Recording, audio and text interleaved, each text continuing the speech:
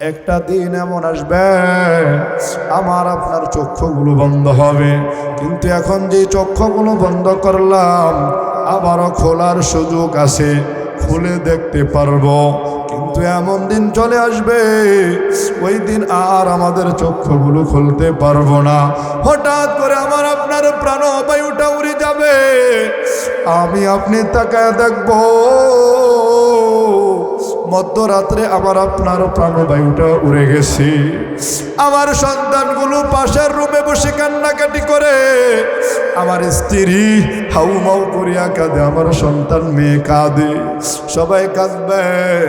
যখন সকালবেলা হয়ে যাবে আমার কিছু আত্মীয় দৌড়াইয়া আসবে, সবাই কান্নাকাটি করবে, ঠিক ওই আত্মীয় স্বজন দৌড়াই আসিয়া আমাকে ওই খাটিয়া থেকে নামাই দিবে। বাবা, আপনাদের যাদের মা নাই বাবা নাই তাদের মৃত্যুর অবস্থাটা একটু স্মরণ করেন, যাদের ভাই মারা গেছে ওই অবস্থাটা স্মরণ করেন, অথবা কারো কেউ মারা না গেলে নিজের মৃত্যুর কথাটা স্মরণ করেন। ওই খাট থেকে নামাই দিবে।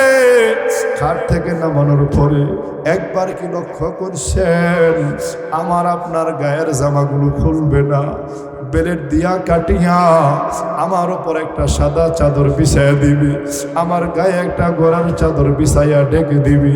আত্মীয় স্বজন কেঁদে কেঁদে কেউ বসে থাকবে না, কেউ দৌড়াইয়া ওই বাজারের দিকে রওনা হয়ে যাবে কাফনের কাপড় ক্রয় করতে। কিছু মানুষ দৌড়াইয়া ওই গোরস্থানের দিকে চলে যাবে। ওই গোরস্থানে যাওয়ার পর তোমার আমার আসল ঘর বানাইতে থাকবে। ওই গোরস্থানের মধ্যে আমার তোমার যাওয়া লাগবে।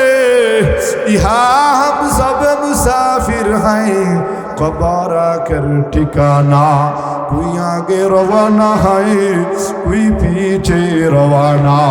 এ বাবা, যখন আমার তোমার কবর ঘর খনন হয়ে যাবে, আমার তোমার সন্তানগুলো আমার লাশের পাশে বসিয়া হাউমাউ করিয়া কাঁদবে।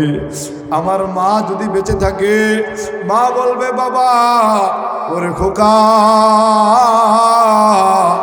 জনমের তরে বুঝি বিদায় নিয়ে চলে গেলি, তোমার আমার লাশটা নিতুর দেওয়া খাটিয়ার মধ্যে পড়ে থাকবে। গোসল দেওয়ার পরে যখন আমাকে তোমাকে কাফনের কাপড় পরাইবে, পুরুষ হইলে 3 কাপড় পরাইবে, যদি মহিলা হয় 5 কাপড় পরাইবে। ওই কাপড় যখন পরাইবে, পরানোর পরে সর্বপ্রথম তোমার আমার পায়ের দিকে একটা বাদ দিবে। মন রে বলো মন,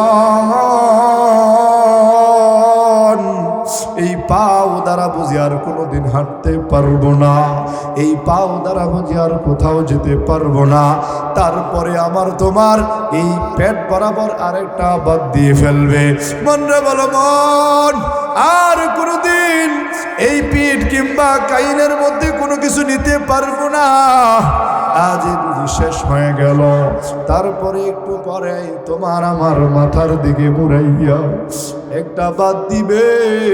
মন রে বলো মন, আর বুঝে কোনোদিন এই মুখ খুলতে পারবো না, আর বুঝে কোনোদিন এই মাথা নাড়তে পারবো না। এভাবে বাদ দেওয়ার পর আমাকে তোমাকে খাটিয়ার মধ্যে উঠাইবে। খাটিয়ার মধ্যে উঠাইয়া আমার তোমার পরিবারের কেউ বড় যদি থাকে খাটিয়া কাঁধে নিবে, এলাকার কিছু মুরব্বী যুবকরা আমার খাটটা কাঁধে নিবে। চিন্তা করিয়া দেখো, একবার কল্পনা করে দেখো, যখন তোমার আমার খাটটা বাড়ির আঙ্গিনা থেকে উঠাইয়া ওই মসজিদের প্রান্তরে নিয়ে যায় জানাজার ময়দানে, তখন তোমার আমার মেয়েগুলো হাউমাউ করিয়া কাঁদে, বাবা ও মা তুমি কোথায় যাও, ও বাবা আর বুঝি তোমার সাথে দেখা হবে না। এভাবে কান্নাকাটি করে ঠিক কেউ তোমাকে আমাকে রাখবে না। এবার মসজিদের সামনে নিয়ে যায়, ইমাম সাহেব জানাজা পড়ানোর আগে বলে, মৃত ব্যক্তির বড় সন্তান আছে, ওই সন্তান কিছু বলবে। এবার সন্তানটা ওই খাটিয়ার সামনে দাঁড়ায়া বলে, ও এলাকাবাসী, ও আমার যুবক ভাইয়েরা, বৃদ্ধ বাবারা, আমার বাবার সাথে যদি কারো কোনো লেনদেন থাকে আপনারা আমার সাথে যোগাযোগ করবেন। আমার বাবা যদি, আমার মা যদি কারো মনে কোনো কষ্ট দিয়া থাকে আপনারা মাফ করে দিবেন।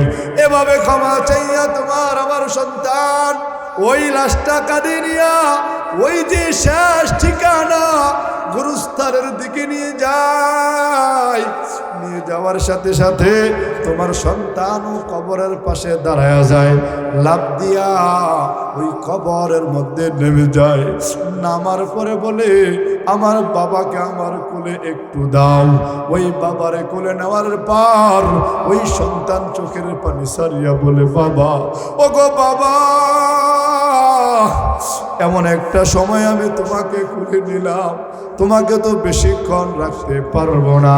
ও বাবা, জীবনে তুমি কত জায়গায় আমাকে কোলে করে করে নিয়ে গেছো, আমাকে কত বাজারে নিয়ে গেছো, কত মাঠে ময়দানে তোমার সাথে আমি ঘুরেছি।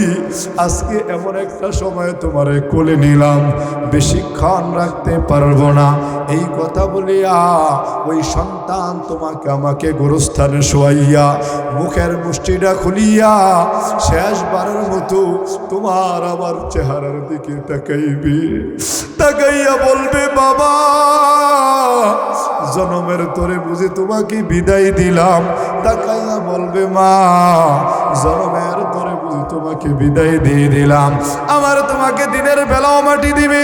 দিনের বেলা মাটি দেওয়ার পর হাদিসের মধ্যে আসছে ওই কবরটা হয়ে যাবে ঘোর অন্ধকার। এ মুমিন বান্দারা, ও পর্দার অন্তরালের মা, এ যুবক বাবারা, কার জন্য তো কান্নাকাটি করো? কিসের মায়ে পড়ছো? কার জন্য তুমি দুনিয়া দুনিয়া করো? এই দুনিয়ার সবই তো থেকে যাবে, দুনিয়ার সব সম্পদ এখানেই থাকবে, দুনিয়ার ঘর বাড়ি সব এখানেই থাকবে, দুনিয়ার সব সম্পদ তোমাকে রেখে যেতে হবে। কাফনের তো কোনো পকেটে নাই, কাফনের তো কোনো নেওয়ার সুযোগ নাই। যেতে হবে খালি হাতে, যেতে হবে খালি হাতে, সঙ্গে কিছুই যাবে না। সারি 3 হাত জায়গা পাবি, পাবি নারী বিছানা। যেতে হবে খালি হাতে, যেতে হবে খালি হাতি, সঙ্গে কিছুই যাবে না। 3.5 হাত জায়গা পাবি, পাবি নারী বিছানা।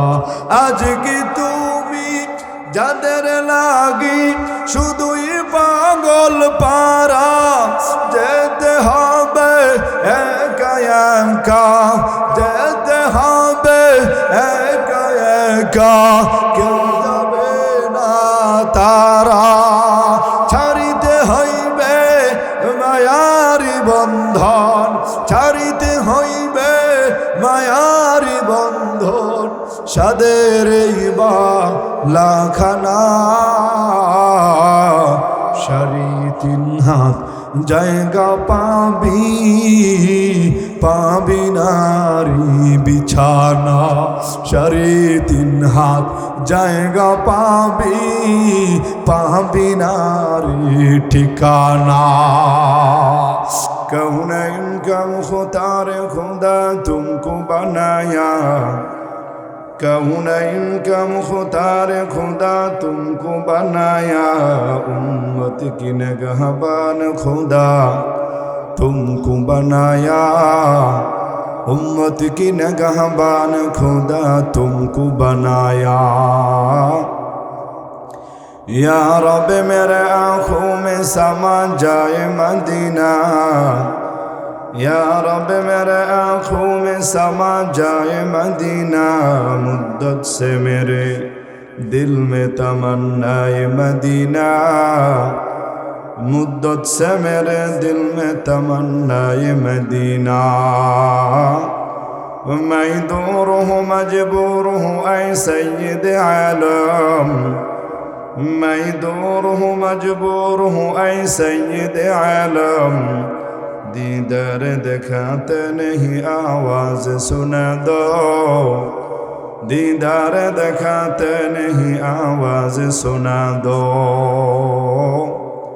কে বহালো নদী দিবস রাতে দক্ষিণ হিমেল বায়ু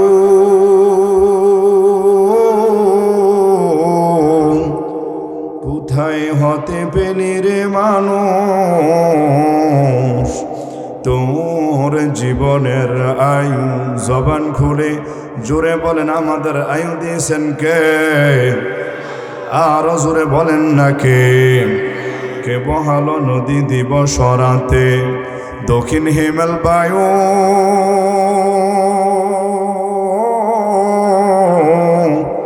কোথায় হতে পেলি রে মানুষ তোর জীবনের আয়ু ও ভাই মাঠের উপর কে বিছালো সবুজ শ্যামল সবই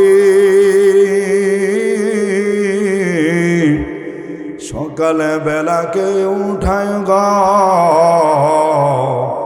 আবির রঙ্গারবি লতার মাঝি কে দিল গো লতার মাঝি কে দিল গো এত বড় কদু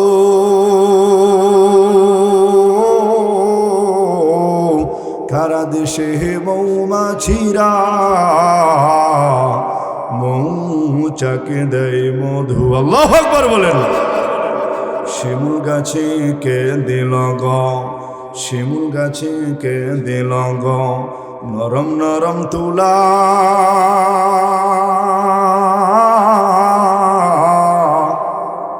চৈত্র মাসে কে দিল গো জমিন মাঝে ধুলা পাখির কণ্ঠে কে দিল গো পাখির কণ্ঠে কে দিল গো এত মধুর গান হিসেবে করে দেখিয়ে সব মহান আল্লাহ তাআলার দান ঠিক কিনা আল্লাহ তাআলা বলেন দুনিয়ার মানুষ জানিয়া লও শুনিয়া লও এই জমিনের মধ্যে আমি আল্লাহ কত ভালোবেসে তোমাদেরকে বানাইছি একবার যদি হাতের দিকে তাকাও পায়ের দিকে তাকাও তুমি যদি তোমার 3.5 হাত বডির দিকে তাকাও দেখবা যে আমি আল্লাহ তাআলার কত নিয়ামত তোমার দেহে আছে তুমি রাস্তাঘাটে তাকায় দেখো ইটা খোলার মধ্যে যাও গিয়ে দেখবা কত মানুষ হাত নাই পাও নাই আছে না নাই এমনও বহু মানুষ আছে তোমার মতো দেখতে দেখা যায় কিন্তু তার ব্রেন কাজ করে না মানুষ বলে পাগল আছে না নাই কিন্তু আমার আল্লাহ কত দয়া করে মায়া করে মানুষ বানাইলেন শুধু তাই নয় মানুষ বানানোর পরে আমার হাত পা অঙ্গ প্রত্যঙ্গ এই চোখ কান নাক যদি আমার আল্লাহ সামনে দিয়া না দিয়া পিছন দিয়া দিত কেউ কি বাধা দেওয়ার ছিল না কেউ ছিল না আমার মালিক একমাত্র আমার প্রতি আপনার প্রতি দয়া করে এই সবগুলো সুন্দরভাবে বানাইছেন কথা বলেন ঠিক কিনা তাহলে এত দয়া করে কেন মানুষ বানাইছে আল্লাহ তাআলা বলেন এই জমিনের মধ্যে তোমাদেরকে স্বল্প সময়ের জন্য পাঠাইলাম কেন পাঠাইলাম জানো আমি আল্লাহ তাআলার পায়রবি করবা আমি আল্লাহ তাআলার বিধানগুলো মানবা শুধু বিধান মানলেই হবে না মন গড়া বিধান মানলে চলবে না রে যুবক মন গড়া ইবাদত করলে হবে না আল্লাহ তাআলা বলেন আমি আল্লাহ তাআলার ভালোবাসা আমি আল্লাহ তাআলার মোহাব্বত আমি আল্লাহ তাআলার বিধান তুমি নিজে নিজে মানলে হবে না মানতে হবে আমার নবীর তরিকায় জোরে বলেন কার তরিকায় দোকানদার আপনি একজন কর্মচারী নিছেন কথা বুঝতেছেন আমার সবাই কর্মচারী দোকানে আপনি একজন নিছেন কর্মচারীর মাল বেচতে কইছেন 10 টাকা কইরা হ্যাঁ নিজের মন করা 5 টাকা করে বিক্রি করে লাই এর কি মাস শেষে আপনি বেতন দিবেন কথা বলেন না কেন দিবেন কেন সে আপনার যে ডিরেকশন ছিল যে রুলস ছিল সেই রুলস মাফিক মাল বেচা কেনা করে নাই কয়েকদিন পরে এই কোম্পানির মধ্যে এই দোকানের মধ্যে লাল বাতি জ্বলবে কথা বলেন ঠিক কিনা ঠিক তেমনি ভাবে আমার আল্লাহ তাআলা বুঝাই দিছে দুনিয়ার আলেম জগৎ, হে পয়গম্বরের ওয়ারিস, তোমরাও আমার বান্দাদেরকে বলে দিও, ইবাদত মন গড়া করলে হবে না, ইবাদত মন চাই করলে হবে না, ইবাদত করতে হবে নবীর তরিকায়। কার তরিকায়? আল্লাহর নবীর তরিকার কথা বললে তো অনেকের গা জ্বলে এখন। কারণ হলো আজকালকে বাংলাদেশের মধ্যে ইবাদতের বিভিন্ন তরিকা বাড়িয়ে গেছে। কেউ বুকে হাত, কেউ নিচে হাত, কেউ আবার উল্টা পাগড়ি, কেউ সাদা পাগড়ি, কেউ কালো পাগড়ি, কেউ বা দাঁড়াইয়া, কেউ বা আবার বসিয়া, আছে না নাই? যার কারণে এত কিছুর বেড়াজালে সঠিক দিন কোনটা, সঠিক রসুলের তরিকা কোনটা, এটার মধ্যে মানুষ বিভ্রান্তির বেড়াজালে পড়ে গেছে। ঠিক কিনা বলেন? তবে যারা প্রকৃত আশেকে রাসূল, যারা মূলত আল্লাহর রাসূলকে ভালোবাসে, আল্লাহ তাআলাকে ভালোবাসে, তারা হক্কানি রব্বানি আলেমের কাছে গিয়া আল্লাহর বিধানগুলো শিখে, নবীর তরিকাটা শিখাই আমল করা শুরু করে দেয়। ঠিক কিনা? এই জমিনের মধ্যে থাকবো অল্প সময়। বলে কেমন সময়? হাদিসের মধ্যে আল্লাহর নবী জানায়া দেয়, এই জমিনের সময়টা হলো মাত্র সকাল থেকে সন্ধ্যার মতো। যেমন একটা মানুষ সূর্যোদয়ের পরে জীবন শুরু হয়, সকাল যাওয়ার পরে চাস্তের সময় ব্যয় হয়ে যায়, দুপুরের সময় চলে আসে।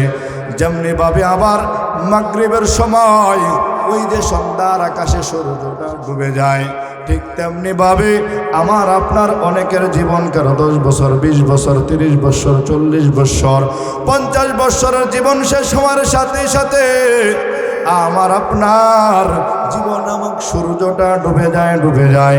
তারপরে হিসাব নিকাশ শুরু হয়ে যাবে। যদি আমলে সালেহ করো, ভালো আমল করো, যদি না আমল করে বিদায় নাও। ওই আমলের কারণে আল্লাহ তাআলা বলেন আসহাবুল ইয়ামিন, তোমরা হয়ে যাইবা আসহাবুল ইয়ামিন, জান্নাতবাসী। আর যদি তোমরা আসহাবুশ শিমাল হও, গুনাহের আড্ডায় যদি দৌড়াইয়া জীবন কাটাও, তোমার সূর্য ডুবে যাবে। আমল করে কাটাইলো তোমার সূর্য ডুবে যাবে। কিন্তু যদি আমল না করো, ওই আমার আল্লাহ তৈরি করে রাখছে চিরস্থায়ী জাহান্নাম। ঠিক কিনা বলেন? তাহলে আমাদের দুনিয়ার জমিনে আমল করতে হবে কার তরিকায়? নবীর তরিকায়। সাবাস, কথা মনে রাখছে। নবীর তরিকা তখনই আসবে যদি নবীর ভালোবাসা অন্তরে থাকে। নবীর মোহাব্বত যদি অন্তরে না থাকে, দেখবেন অনেক মানুষ দাড়ি কাইটা ফেলায়, আছে না নাই? অনেক মানুষ এমন আছে শুধুমাত্র জুমার দিন গিয়া ফরজ পরে, আগেও পরে না, পরেও পরে না, দৌড়াইয়া বের হয়ে চলে আসে। ঠিক কিনা? জীবন দিয়ে হলো বলে আমার জান যায় যাক, পরিবার যায় যাক, দোকান যায় যাক, আগে নবীর আদর্শ, নবীর সুন্নত নিয়ে আমি থাকবো। নবীর আদর্শ পালন করার পরে যদি আমার ব্যবসা থাকে থাকবো, নতুবা যাক, আমার আল্লাহ যদি খুশি হয়ে যায়, দুনিয়ার কিছু লাগবে না। মাল্লাহুল মাওলা ফালাহুল কুল। আল্লাহ যার জন্য হয়ে যায়, নবী যার জন্য হয়ে যায়, দুনিয়ার সব তার তাবেদার হয়ে যায়। সুবহানাল্লাহ। এই নবীর ভালোবাসা না থাকার কারণে আজকে মানুষ নবীর বিরুদ্ধে কটূক্তি হয়, আমার নবীকে নিয়ে বিশুদ্ধার করে। এই রাষ্ট্রের মধ্যে অনেক কুলাঙ্গার সন্তান এমন আছে, দয়ার নবী, মায়ার নবীকে নিয়ে কালাম করে, বিশুদ্ধার করে, কটূক্তি করে, আছে না নাই?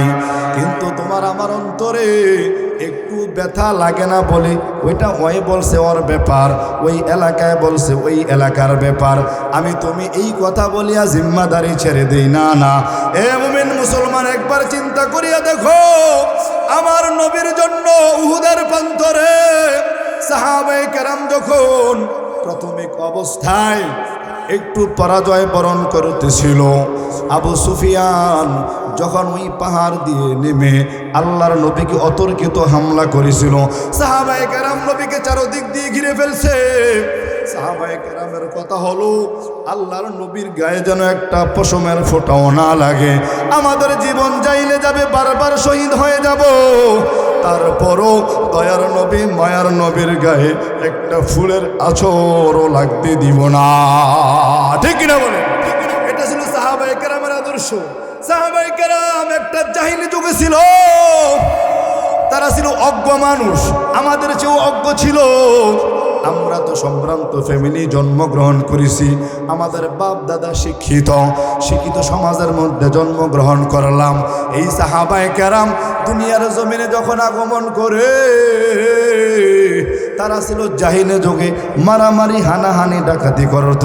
কিন্তু নবীকে ভালোবাসার ফলে নবীর হাতে বায়াত গ্রহণ করার কারণে নবীকে ভালোবেসে বেশি এমনভাবে ইমানটা বানাইছে, শতবার আগুনের মধ্যে তারা ঝাঁপ দিতে রাজি, শতবার ওই তেলের মধ্যে পড়তে রাজি, কিন্তু নবীর ভালোবাসা ইমান বিক্রি করতে রাজি না। আতিনা আফি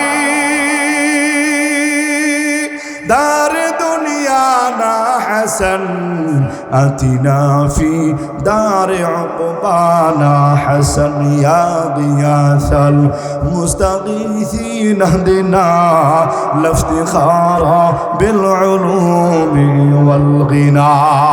তাহলে ইবাদত বন্দেগী সুন্দর হবে যদি নবীর মুহাব্বত থাকে, ভালোবাসা থাকে। কথা বলেন ঠিক কিনা? এ মুমিন মুসলমান, শিবপুরের ভাই, পর্দার অন্তরালের মা, নবীর মুহাব্বত আর ইশক যদি অন্তরে থাকে, আল্লাহ ঘোষণা করলেন আমার নবীর ভালোবাসা যদি অন্তরের মধ্যে লালন করতে পারো, নবীকে যদি ভালোবাসতে পারো, আমি আল্লাহ তোমাকে 2টা পুরস্কারের ঘোষণা দিলাম। বলেন কয়টা পুরস্কার? 2টা পুরস্কার।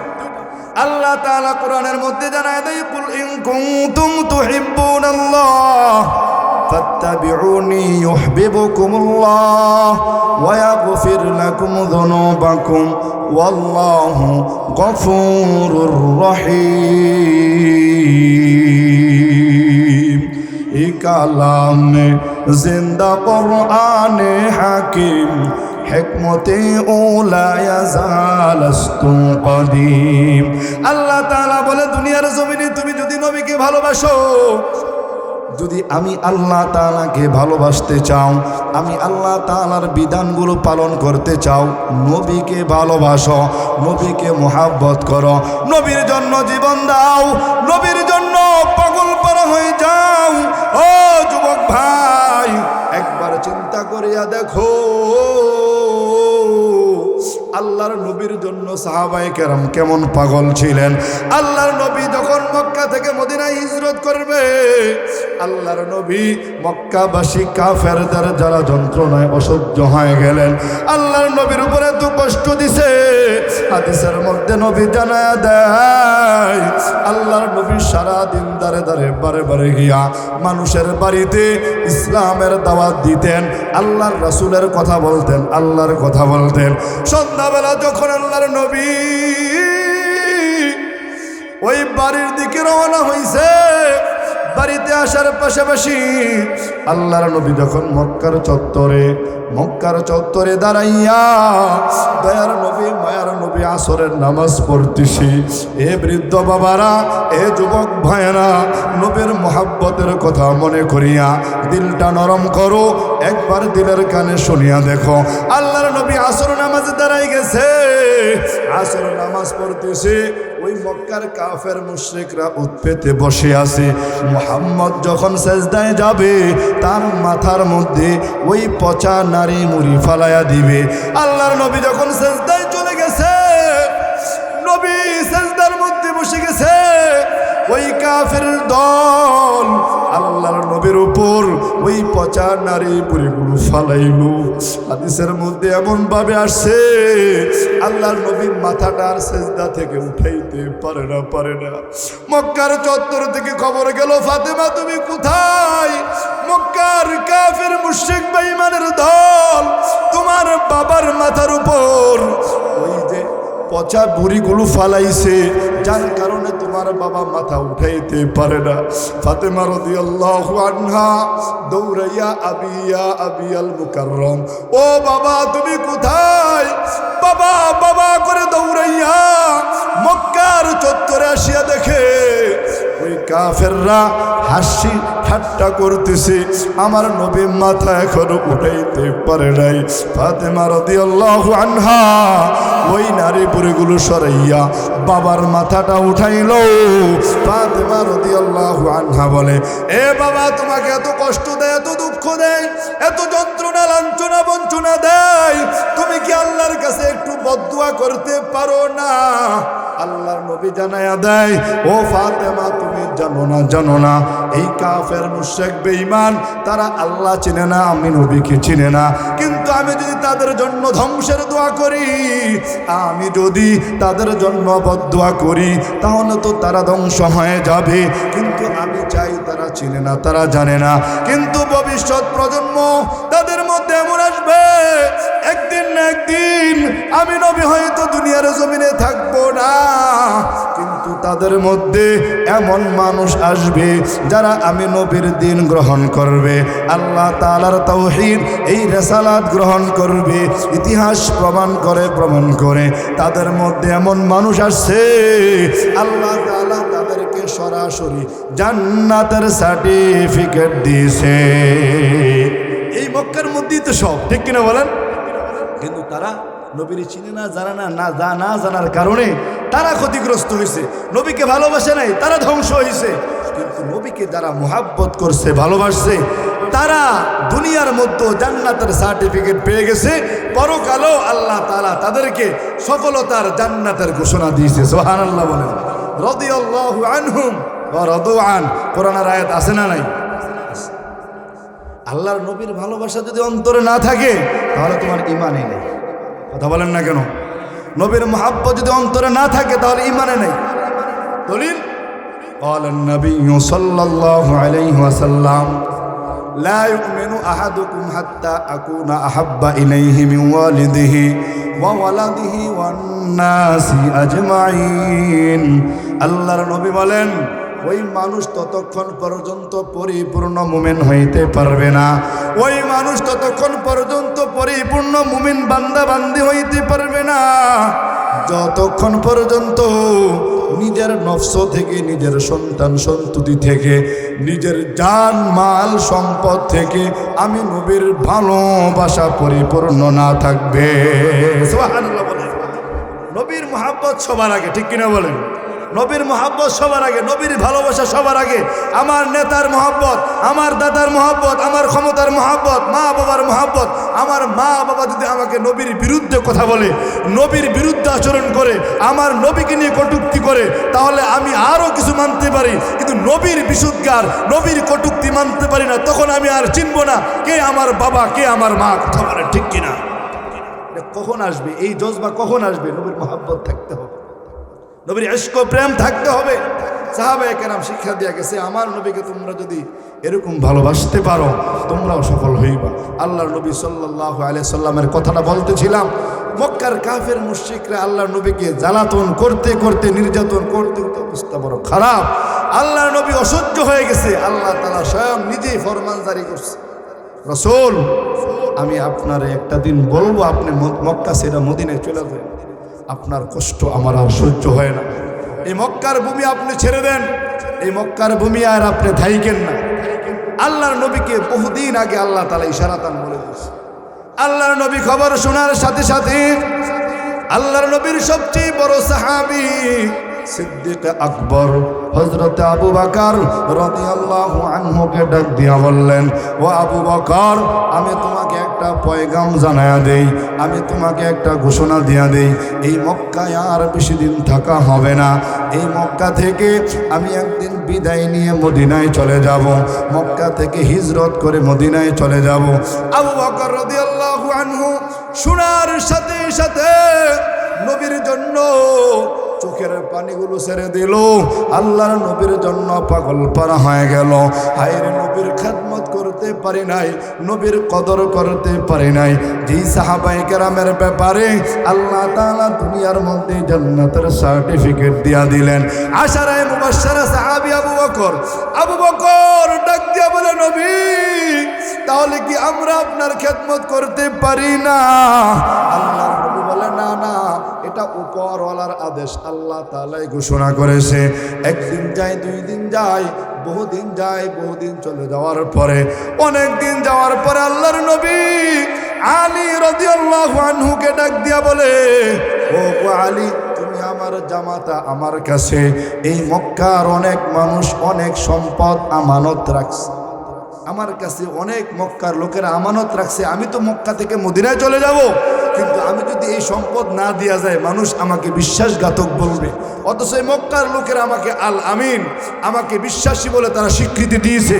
এখন যদি এই সম্পদ না দেই, অনেক কাফের মুশরিকরাও কিন্তু আল্লাহর নবীর কাছে সম্পদ গচ্ছিত রাখতো। সুবহানাল্লাহ বলতেন না? আল্লাহর নবীর কষ্টের কথা। আল্লাহ নবী অনেক দুঃখ পেয়ে মক্কা থেকে মদিনায় গেছে, অনেক সীমাহীন দুঃখ, যেটাকে বলা হয় অধৈর্য হয়ে গেছেন। আল্লাহ নবী ধৈর্যের সীমা যখন পারায় গেছে, আল্লাহ নিজে অর্ডার দিয়েছে। আলী রাদিয়াল্লাহু আনহুকে বললেন, আলী, সম্পদগুলো তোমার কাছে দিয়ে গেলাম, এই রাত্রের অন্ধকারে আমার ঘরের মধ্যে তুমি শুয়ে থাকবা, আর আমি এখান দিয়ে বের হয়ে যাব। ইতিমধ্যেই আবু জাহেল উতবা সাইবা জেনে ফেলছে মুহাম্মদ মনে হয় রাতের বেলা পালায়া যাইবে। দারুন নাদুয়া, ওই মক্কা মদিনার মধ্যে আজও পর্যন্ত দারুন নাদুয়ার একটা মজমা হয়। আল্লাহর নবীর ব্যাপারে ফয়সালা হয়ে গেছে, আজকে রাতের মধ্যেই মুহাম্মদকে কতল করে দিব। নাউজুবিল্লাহ বলেন। এভাবে তারা প্রিপারেশন নিল, সিদ্ধান্ত নিল একজনে হত্যা করতে পারবে না। যদি একজনে হত্যা করে তাহলে কুরাইশ গোত্রের সর্দারের নাতি, তাহলে ওই ব্যক্তিকেও হত্যা করে ফেলবে। আমরা সব গোত্র থেকে মিলে মিলে 10-12 জন একসাথে হত্যা করব। কেমন কুচক্রী মহল ছিল!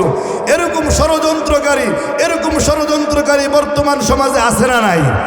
বর্তমানে আমরা দেখতে পাই দিবালোকে স্পষ্ট দিনের আলোতে আমাদের সেই শহীদ উসমান হাদি ভাইকে স্পষ্টভাবে একজন লোক হত্যা করছে। আমি বলবো না, আমি বলবো এর পিছনে রাঘব বোয়াল এবং বাম ডাইন সব লোকের এর সাথে জড়িত। কথা বলেন ঠিক কিনা? একজন মানুষ হত্যা করতে পারে না, এত বড় দুঃসাহস তার হয় না। এটা আবু জাহালের বুদ্ধি, উতবা সাইবার বুদ্ধি এগুলো। যে একজনে যদি মুহাম্মদকে হত্যা করি তাহলে তো ওরে ধরে মেরে নেবে, কারণ কুরাইশ গোত্রের সর্দারের নাতি না। আমরা 10 গোত্র থেকে 12 গোত্র থেকে মিল্লা যদি 10 জনে মারি তাহলে আর কারো বিচার করতে পারবে না। এরকম ষড়যন্ত্রের জাল বর্তমান সমাজে আছে না নাই? আছে, বহু আছে। আল্লাহ নবী আলী রাদিয়াল্লাহু আনহুকে শুয়াই দিছে। এদিক দিয়া কাফের মুশরিক আল্লাহর নবীর ঘরটাকে ঘিরাও করে ফেলছে। আল্লাহর নবী জানতে পারলেন বাহিন হইলেই কাফের মুশরিক ধরে ফেলবে। আল্লাহ তাআলা এই অবস্থাটা দেখে কি দেখে না? আল্লাহ তাআলা দেখে কি দেখে না? আল্লাহ তাআলা বলেন, নবী আপনার পেরেশানি হওয়ার দরকার নাই, আপনি চিন্তিত হবেন না। আমি আপনাকে ফর্মুলা জানাই দেই। আপনি যখন বের হইবেন, বের হওয়ার সাথে সাথে সূরা ইয়াসিনটা তেলাওয়াত করবেন। ইয়াসিন ওয়াল কুরআনিল হাকীম। এই ইয়াসিন সূরার কিছু অংশ তেলাওয়াত করিয়া হাতে কিছু বালু নেবেন। এই বালুটার মধ্যে আপনি ইয়াসিন সূরা পড়িয়া ফু দিবেন। যখন রুম থেকে বের হবেন ওই বালুগুলো আকাশের দিকে ছেড়ে দিবেন। আল্লাহর নবী আল্লাহ তাআলার ফরমান পাইয়া ওই নিয়মে যখন বের হয়ে গেছে, কাফের মুশরিক তাকায় ছিল, কিন্তু আল্লাহর নবী তারা দেখতে পায় না। আল্লাহু আকবার! এই খেলা কার? আল্লাহর নবী ভয়ে ভয়ে বের হয়ে গেছে। রাত্রের অন্ধকারে ওই মক্কা আর মদিনায় যারা হজে গিয়েছে তারা জানে ওই মক্কা মদিনার রাস্তাগুলো প্রস্তরময় রাস্তা, পাথর রাস্তা। ওই জামানায় তো আরো কষ্টের রাস্তা ছিল। আমার দয়ার নবী এই রাতের বেলা একা একা অন্ধকার রাতে সামনের দিকে হাঁটতেছে, পিছনে ভয় পাইতেছে, না জানে কাফের দৌড়ে আসে। আল্লাহর নবী ভয় নিয়া ওই আবু বকরের বাড়ির সামনে গিয়া হাজির হয়ে গেছে। আবু বকরের বাড়ির দরজায় গিয়া মধ্যরাতে একটা খটখটানি দিছে। সাথে সাথে আবু বকর দরজাটা খুলিয়া বলে, লব্বাইক ওয়া সাদাইক ইয়া রাসূলুল্লাহ। আল্লাহু আকবার! আবু বকর যখন দরজাটা সাথে সাথে খুলছে, আল্লাহর নবী কিং কর্তব্য বিমির হয়ে চোখের পানি সারিয়া বলে, আবু বকর এই মধ্যরাত্রে, এই শীতের রাত্রে মধ্য রজনীতে চারদিকে নীরব নিস্তব্ধ, তুমি সাথে সাথেই দরজা টক দিলাম, দরজায় নক করলাম, তুমি কিভাবে খুললা? আবু বকর ডাক দিয়া বলো, গো দয়ার নবী আপনি তো জানেন না আপনি যেদিন আমাকে বহুদিন আগে একদিন বলেছিলেন এই মক্কা থেকে মদিনায় হিজরত করবেন, আমাকে সাথে নেবেন, এর থেকে ওই দিন থেকে নিয়ে আমি আজও পর্যন্ত রাতের বেলা ওই বিছানার দিকে যাই না। আমি এই দরজার সাথে লাগায়া দাঁড়ায় থাকি, কখন জানি দয়ার নবী, ওই মায়ার নবী আসিয়া আমার দরজায় খটখটানি দিবে আর আমি ঘুমায়া থাকবো। এটা নবী কষ্ট পাবে, হতে পারে না, হতে পারে না। এই জন্য ওই দিনের থেকে নিয়া আমি আর রাতের বেলা ঘুমাই না। আপনার জন্য পাগল পারা হয়ে থাকি। আল্লাহর নবীর হাদিসের মধ্যে পাওয়া যায় আবু বকর রাদিয়াল্লাহু আনহু নবীকে নিয়ে বের হয়ে গেছে। অন্ধকার রাত্রে কোনো লাইট নাই। বর্তমানে তো আমি আপনি লাইট না থাকলেও মোবাইলের বাতি দিয়ে হাঁটি, ঠিক কিনা বলেন?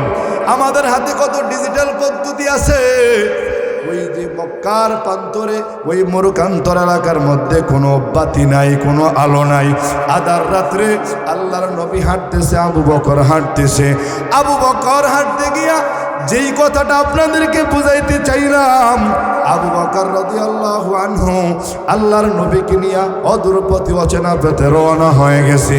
যেতে যেতে বহুদূর যাওয়ার পর আবু বকর কখনো নবীর সামনে দিয়ে হাঁটে, কখনো নবীর পিছনে দিয়ে হাঁটে, কখনো ডানে হাঁটে, কখনো আবার বামে হাঁটে। আল্লাহর নবী এভাবে বারবার ঘোরাফেরা করার কারণে আবু বকরকে ডাক দিয়া বলে, এ আবু বকর, তোমাকে একবার দেখি ডানে হাঁটো, আবার দেখি বামে হাঁটো, আবার সামনে পিছনে। আবু বকর রাদিয়াল্লাহু আনহু ডাক দিয়া বলে, ও পয়গম্বর, আপনি তো জানেন না, আপনি তো হাঁটতেছেন আমি জানি, কিন্তু আমার অন্তরে বারবার সন্দেহ লাগে, ভয় লাগে। আমি যখন ডানে হাঁটি আমার মনে হয় বাম দিক দিয়ে আবু জাহেল উতবা দৌড়াইয়া আসে আপনাকে ধরে ফেলবে। আবার যখন ডানে যাই মনে হয়, আবার যখন বামে আসি আমার মনে হয় আবু জাহেল উতবা সাইবা ডান দিক দিয়ে আক্রমণ করবে।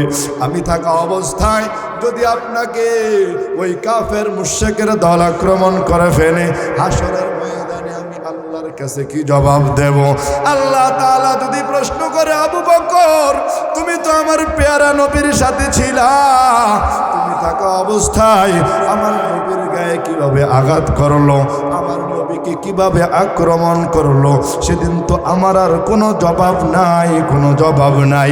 এই জন্য আমি কখনো ডানে, কখনো বামে, কখনো সামনে, কখনো পিছনে দৌড়াই।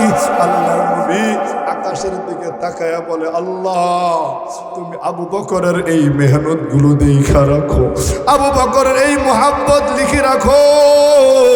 শুধু তাই নয়, আল্লাহর নবী যেই গুহার মধ্যে গিয়ে আশ্রয় নিয়েছে, গারে সাউর, হাজী সাহেবরা বলতে পারবে কত উপরে।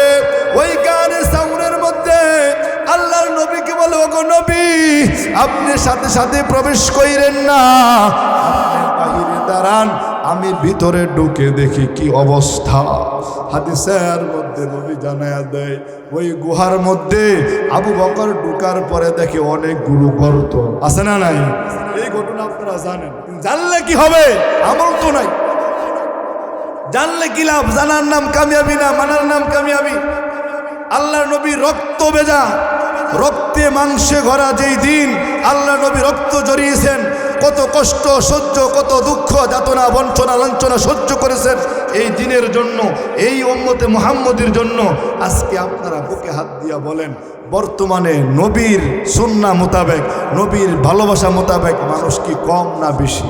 কম, কম। নবীর সেই কষ্টে দুঃখের দিন আজকে আমাদের মধ্যে ডুবে গেছে। আজকে আমাদের কাছে নবীর সূর্য ডুবে যাচ্ছে। এর কারণ হলো আমাদের ইমানের হালাত বড় খারাপ, আমাদের আমলের অবস্থা বড় খারাপ, আমাদের নবীর ইশক প্রেম মোহাব্বত বড় খারাপ, যার কারণে আমার আপনার সামনে দিবা আলোকে স্পষ্টভাবে হারাম কাজ হয়, জিনা ব্যভিচার হয়, অন্যায় অত্যাচার হয়, আমরা দেখেও না দেখার ভান করে চলে যাই, ঠিক কিনা? এটা মূল কারণ হলো ইমান দুর্বল, ইমান পছন্দ হচ্ছে, ইমানের অবস্থা বড় খারাপ। নবীর মহাব্বত না থাকার কারণে নবীরে যারা গালি দেয়, ওই যে বাউল বলেন ফাউল বলেন, আমার আগে রাখতে বক্তা বলে গেছেন, এই যে এরা এত গালিগালাজ করলো, এত কিছু করলো, এদেরকে কোনো বিচারের আওতায় আনলো না, অথচ প্রায় 80% বাংলাদেশের মধ্যে মুসলমান, ঠিক না? এখন যদি এদেরকে মাপ দেওয়া হয়, ওজন দেওয়া হয় ইমানের ভিত্তিতে, আমলের ভিত্তিতে, 80 জন আসবে না, 8 জন আসবে। 8 জন আশিকেরা তাও সন্দেহ আছে, কি বলেন ঠিক কিনা? প্রকৃত মুমেন আশিকে রাসূল, আল্লাহ রাসূলকে ভালোবাসে, এরকম হাতে গোনা 2 জনও পাওয়া যায় কিনা সন্দেহ আছে। কারণ আমরা তো যতক্ষণ আমাদের সুবিধা হয়, যতক্ষণ আমাদের পক্ষে থাকে, ততক্ষণ আমরা বলি ঠিক আছে। যখন এই বিপক্ষে যায়, বিচার মানে তাল গাছ আমার, আছে না নাই? এরকম আছে। নবীর ইশক মুহাব্বত ভালোবাসা তোমরা যদি অন্তরে লালন করতে না পারো, নবীর ওই ওয়াবাল চলে আসবে। আল্লাহর নবী বলেন, কুল্লু উম্মতি ইয়াদখুলুনাল জান্নাহ ইল্লা মান আবা। কিলা মান আবা ইয়া রাসূলুল্লাহ? মান আতাআনি দাখালাল জান্নাহ ওয়া মান আসানি ফাকাদ আবা। আল্লাহর নবী বলেন, সব উম্মতি জান্নাতে যাবে। কুল্লু উম্মতি ইয়াদখুলুনাল জান্নাহ। আল্লাহর নবী বলেন, সব উম্মতি জান্নাতে যাবে ইল্লা মান আবা। সাহাবায়ে কেরাম বলেন, ইয়া রাসূলুল্লাহ, আপনি কি বললেন ইল্লা মান আবা? আবা উম্মত জান্নাতে যাবে না। আবা উম্মত কারা?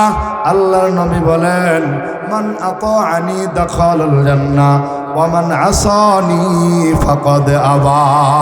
আল্লাহর নবী বলেন, যেই ব্যক্তিটা আমি চলে যাওয়ার পরেও দুনিয়ার জমিনে আসার পরে আমি নবীর সুন্নাহ মোতাবেক চলবে, আমি নবীকে অনুসরণ করবে, আমি নবীকে ভালোবাসবে, তারা হবে আমার প্রকৃত উম্মত জান্নাতি। আর যারা আমার অনুসরণ আনুগত্য করবে না, তারা হলো ওই সমস্ত আবা উম্মত যাদের জন্য আল্লাহ চিরস্থায়ী জাহান্নাম বানায় রাখছে। এখানে ফয়সালা হয়ে গেল কারা জান্নাতি কারা জাহান্নামী, এটা দুনিয়ার মধ্যেই ডিসাইড করা যায়। তবে আমাদের এখানে একটা কথা আছে, নবীর ইশক প্রেম যাদের মধ্যে বেশি থাকবে তারা নবীর গুণগান বেশি গাইবে, নবীর সুন্নাহর উপর বেশি চলবে, ঠিক কিনা বলেন? আল্লাহর নবীর একটা কথা বলে আপনাদেরকে, আল্লাহ নবী সাল্লাল্লাহু আলাইহি ওয়াসাল্লাম যখন ইয়ামান বিজয় হয়েছে, নগদ মাত্র কয়েকদিন আগে বিজয় হইল ইয়ামান শহর।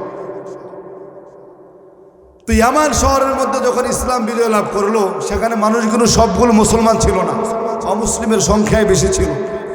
তো ইয়ামান থেকে একদল বণিক দল লোক আসছে, ইয়া রাসূলুল্লাহ, সবেমাত্র তো আমাদের ইয়ামান শহর বিজয় লাভ করলো, সেখানে তো কোরআন শিক্ষা দেনওয়ালা কেউ নাই, সেখানে তো আপনার আদর্শ যে আমাদের মধ্যে শিখাইবে এরকম কেউ নাই, আমাদের একজন কারি লাগবে, আমাদেরকে একজন দ্বীন ইসলাম শিক্ষা দেওয়ার জন্য শিক্ষক লাগবে, আমাদেরকে আপনার সুন্নাহ শেখানোর জন্য একজন আদর্শবান ব্যক্তি লাগবে। আপনাদেরকে এই কথাটা আমি বলতেছি এজন্য, এখানে সুন্দর একটা কথা আছে, এটা খুব খেয়াল করে শুনবেন। তা আল্লাহর নবী চিন্তা করলেন, এখন যুদ্ধের সময় এই এতজন লোক করতে পাবো, একজন শিক্ষক, একজন মুআল্লিম, একজন কারি, এরকম বহু লোক চাইছে তারা। তা আল্লাহর নবী সালমানে ফারসি আরো বড় বড় যত সাহাবী ছিল সবার সাথে পরামর্শ করলেন। আমরা পরামর্শ করে কাজ করি কি করি না? এটা কথা মনে রাখবেন, পরামর্শ করে কাজ করলে আল্লাহ তাআলা রহমত বরকত চলে আসে, সুবহানাল্লাহ। আর যদি পরামর্শ করে কাজ করেন, এটার মধ্যে আল্লাহ তাআলা রহমত নেই। ছোট থেকে ছোট কাজ হোক, এটা পরামর্শের সাথে করলে আল্লাহ তাআলা এটার মধ্যে বেয়াজ্জতি করবে না, এটার মধ্যে একভাবে না একভাবে আল্লাহ তাআলা রহমত বরকত দিয়ে দিবে, সুবহানাল্লাহ বলেন। তো ইয়ামানবাসী যখন এই কথা বলল, আল্লাহ নবী মসজিদ নববীর মধ্যে সবার সাথে পরামর্শ করলেন যে তোমরা কি বলো, এতজন দেওয়া যাবে? সালমান ফারসি বলে, ইয়া রাসূলুল্লাহ, এখন যুদ্ধের সময় এত মানুষ যদি এক এলাকায় দিয়া দেন তাহলে ঝামেলা আছে, যে কোনো একজনের পাঠান। আল্লাহর নবী ডাক দিয়া বলে, আমিও ভাবছিলাম, আমিও তোমাদের এই সিদ্ধান্তের ওপর আগেই চিন্তা করেছিলাম, একজনকে দেওয়া দরকার। সেই একজন কাকে দেব? সেই একজনকে হইতে পারে ইমানদার মুসলমান, পর্দার অন্তরালের মা। কেমন একটা কথা খেয়াল করিয়া শুনেন, আল্লাহর নবী ডাক দিয়া বলেন, তোমরা কি জানো আমি একজনকে পাঠাইতে চাই, যার নাম হলো মুআজ ইবনে জাবাল। মুআজ ইবনে জাবাল তিনি শিক্ষায় ছিলেন অনেক বড় জ্ঞানী, কোরআনের কারি ছিলেন, তিনার মধ্যে নবীর অনেক সুন্দর অবয়ব আছে। আল্লাহর নবীর হাদিসের মধ্যে আসছে, মুআজ ইবনে জাবালের সাথে আল্লাহর নবীর এমন একটা ঘটনা ঘটেছে, অন্য কোনো সাহাবীর সাথে এই 63 বছরের জীবনীতে আর কারো সাথে এমন ঘটনা ঘটে নাই। আল্লাহর নবী ডাক দিয়া বলে, মুআজ তুমি রেডি হয়ে যাও, তোমার সরু সামান জমায়া নাও, আমি তোমাকে ইয়ামানদের ওই ইয়ামানবাসীদের গভর্নর হিসাবে পাঠাইতে চাই। সেখানে গিয়া তুমি তাদেরকে কোরআন শিক্ষা দিবা, আমি নবীর আদর্শ শিক্ষা দিবা, আল্লাহর রাসূলের কথা তাদেরকে শিক্ষা দিবা। মুআজ ইবনে জাবাল ওই মদিনা থেকে বহুদূর ইয়ামানে যাওয়ার জন্য সৌরু সামান তিনার যাওয়ার জন্য যত প্রয়োজনাদি আছে এই সবগুলো নিয়ে রেডি হয়ে গেছে। আল্লাহর নবীর দরবারে এসে বলি, ইয়া রাসূলুল্লাহ লাব্বাইক ওয়া সাদাইক, আপনি বলছেন আমাকে ইয়ামান পাঠাইবেন, আমার কোনো আপত্তি নাই, আপনি যখনই অর্ডার করবেন তখনই চলে যাবেন। আল্লাহর নবী এমন একজন সাহাবীকে সিদ্ধান্ত নিলেন, যেই সাহাবী ছিল অনেক বড় কারি, অনেক বড় শিক্ষা দীক্ষায় অনেক বড় জ্ঞানীবান ব্যক্তি। আল্লাহর নবী বলে, মুআজ তুমি ওটার উপর দাঁড়ায়া যাও, ওটার উপর বসে যাও।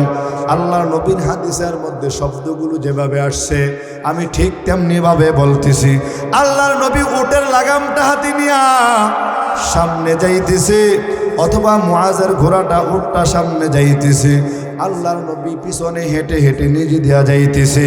এই জায়গাটা বোঝার জন্য বুঝাইয়া দেয়, যখন কোনো ব্যক্তি কোনো মা নতুন মেয়ে বিয়ে দেয়, ওই মেয়েকে শ্বশুরালয় দেওয়ার আগে রাস্তার ওই শেষ সীমানা পর্যন্ত বুঝাইতে বুঝাইতে নেয়, মা নতুন বাড়িতে যাইতেছ, ওই বাড়িতে শাশুড়ির সাথে এমনভাবে চলবা, তোমার ননদের সাথে এমন আচরণ করবা, শ্বশুরের খেদমত করবা, পর্দার সাথে থাকবা, এমন পরামর্শ দেয় কি দেয় না? কথা বলেন না কেন, দেয় কি দেয় না? আল্লাহ নবী মুআজকে যখন উটের উপর উঠাইছে, মুআজ উটের সাথে চলতেছে, আল্লাহর নবী উটের লাগামটা ধরিয়া মুআজ রাদিয়াল্লাহু আনহুকে বলে, মুআজ তুমি এমন এক এলাকায় যাইতেছ যেখানে কোনো ইসলাম ধর্মের মানুষ তেমন নাই, সেখানে তোমার দিন বুঝবে এমন মানুষ নাই, তবে তোমার কাছে বলি তুমি কোরআন এবং হাদিসের ভিত্তিতে আমল করবা, মানুষকে শিক্ষা দিবা। এভাবে আল্লাহর নবী ধরে ধরে মুআজ ইবনে জাবাল রাদিয়াল্লাহু আনহুকে ইসলামের কথাগুলো পরামর্শ দিতে দিতে এক পর্যায়ে দয়ার নবী মায়ের নবী ওই মদিনার শেষ প্রান্তে চলে আসছে। এই মদিনার বর্ডার, তারপরে মদিনা শেষ, আর সামনে মদিনার অংশ নাই। আল্লাহর নবী আবার মুআজ রাদিয়াল্লাহু আনহুকে বলেন, মুআজ যাও তুমি সামনে চলে যাও। আল্লাহর নবী মুআজকে বিদায় দিয়া এভাবে সামনের দিকে তাকায় রইছে, যেমনি ভাবে মা কিংবা বাবা মেয়েকে গাড়িতে উঠাইয়া যতক্ষণ পর্যন্ত গাড়িটা দেখা যায়, যতক্ষণ পর্যন্ত ওই মেয়েকে দেখা যায়, ততক্ষণ পর্যন্ত পিছনে দাঁড়াইয়া তাকায় থাকে কি থাকে না? আল্লাহর নবী দাঁড়াইয়া তাকায় রইছে, মুআজ সামনে চলতেছে, কোনো মানুষ সাথে নাই। আল্লাহর নবী চিৎকার দিয়া ডাক দিয়া বলে, মুআজ একটু দাঁড়াও দাঁড়াও। মুআজ রাদিয়াল্লাহু আনহু সেখানে উটের মধ্যে দাঁড়াইলেন। আল্লাহর নবী ডাক দিয়া বলে, মুআজ ওই উট থেকে বসিয়া একবার আরেকবার আমার চেহারাটা দেখে নাও। এমনও হতে পারে আগামী বছর তুমি যখন আবার মদিনায় আসবা, আমি নবী আর দুনিয়ার মধ্যে থাকবো না, আমার এই চেহারাটা তুমি আর দেখতে পাইবা না। মুআজ রাদিয়াল্লাহু আনহু এই কথাটা শোনার সাথে সাথে হাদিসের মধ্যে মুহাদ্দিসিনে কেরাম লেখছে, একটা চিৎকার মারিয়া ওই উট থেকে জমিনের মধ্যে পড়ে গেছে, হামাগুড়ি দিয়া বালুর মধ্যে হেসরাইয়া হেসরাইয়া নবীর দিকে দৌড় দিয়ে আসিয়া বলে, ওগো নবী,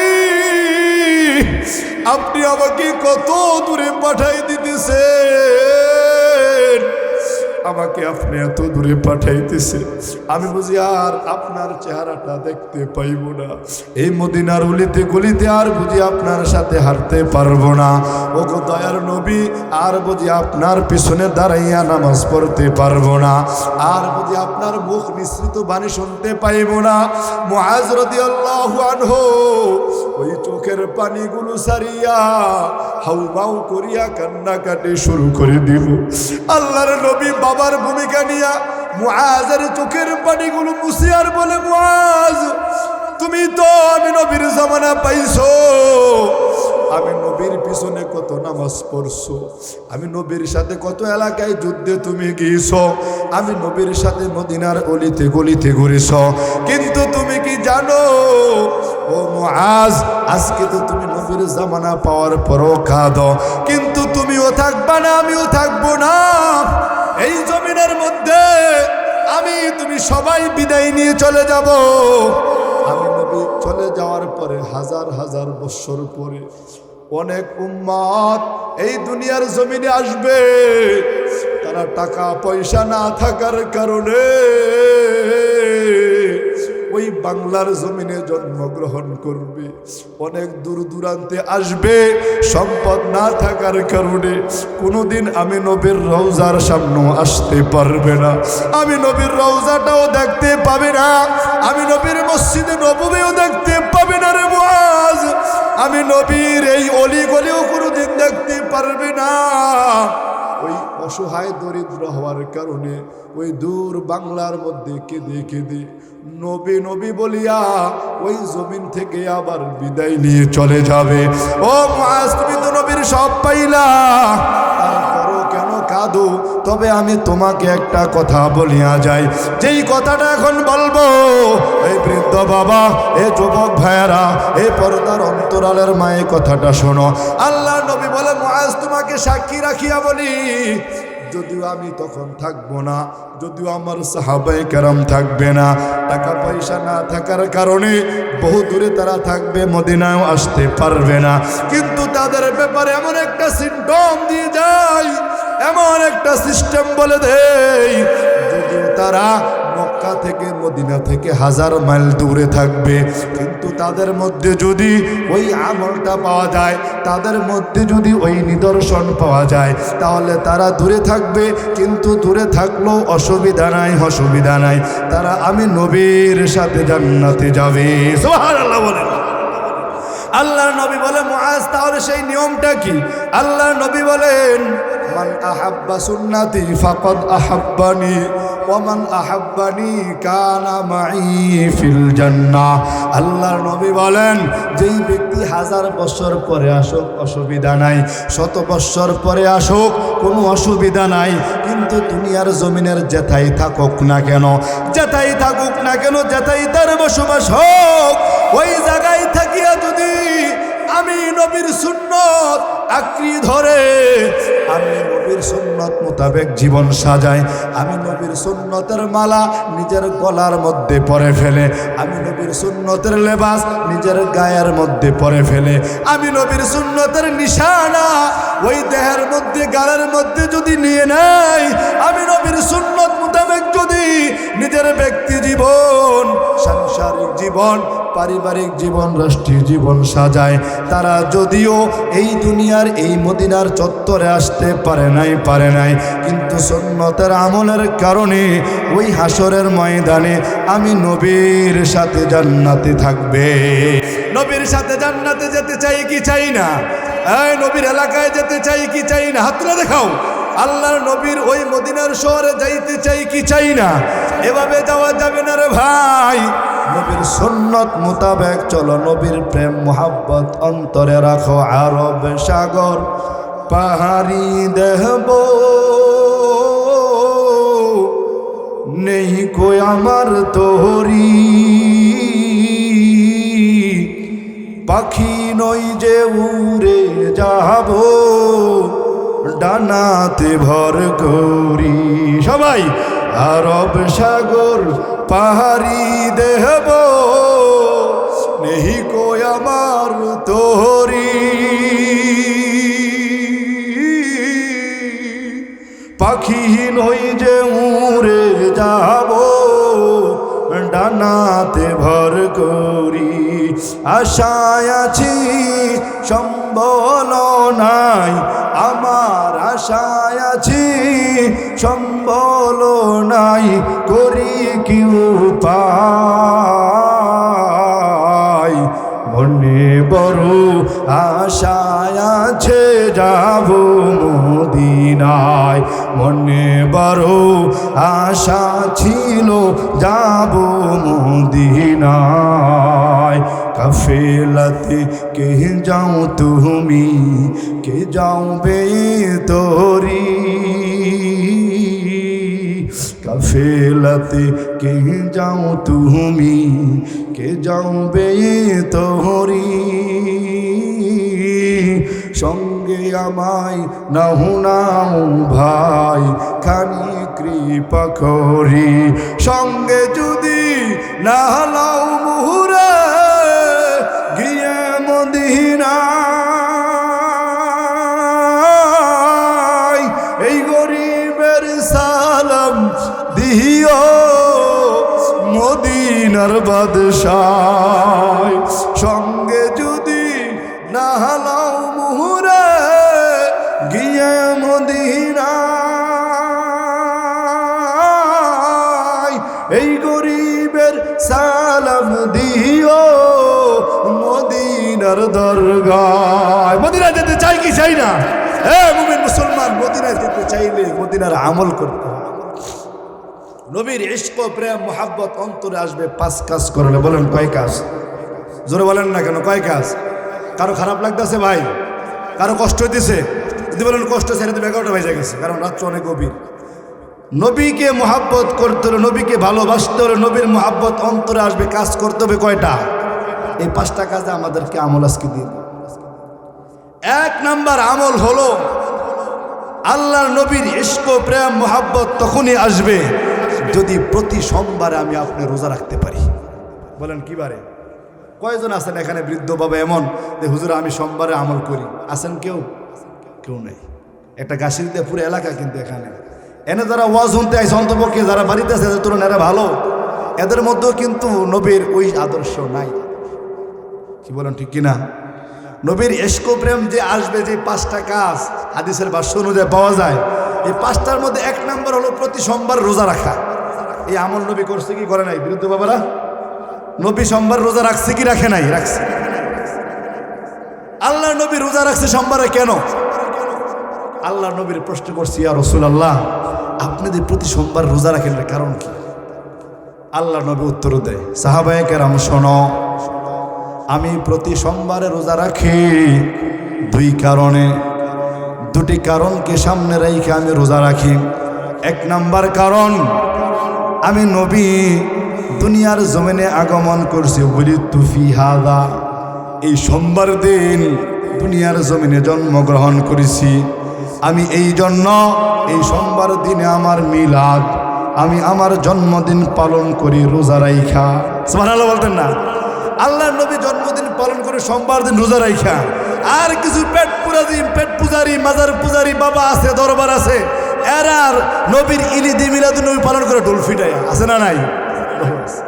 এরা মূলত আশেকে রাসূল না, এরা আশেকে রাসূল না, এরা নবীর দুশমন। যুগে যুগে এমন মুসাইলামাতুল কাযযাব ছিল, যুগে যুগে নবীর দুশমন ছিল, ঠিক তেমনিভাবে বর্তমান সমাজেও এই নবীর আশেকে নবী দাবিদার, তারা মূলত দাবিদার না, তারা হলো আমাদের নবীর শত্রু। কথা বলেন ঠিক কিনা? 1 নাম্বার, নবী বললেন আমি সোমবার দিন রোজা রাখি, এজন্য আমি নবী দুনিয়ার জমিনে আগমন করছি কি বারে? কথা বলেন না কেন? কি বাবারা, কি বারে? সোমবার। আরেকটা কারণ নবী বলেন, উনজিলাত আলাইয়া আল কোরআন ফি হাযা। আল্লাহর নবী বলেন আরেকটা কারণ হলো, এই দুনিয়ার জমিনে যখন আমি নবুয়ত পাই, কোরআন পাই, এই কোরআন আমি নবীর উপর যেদিন নাজিল হয় ওই দিনটাও ছিল সোমবার দিন।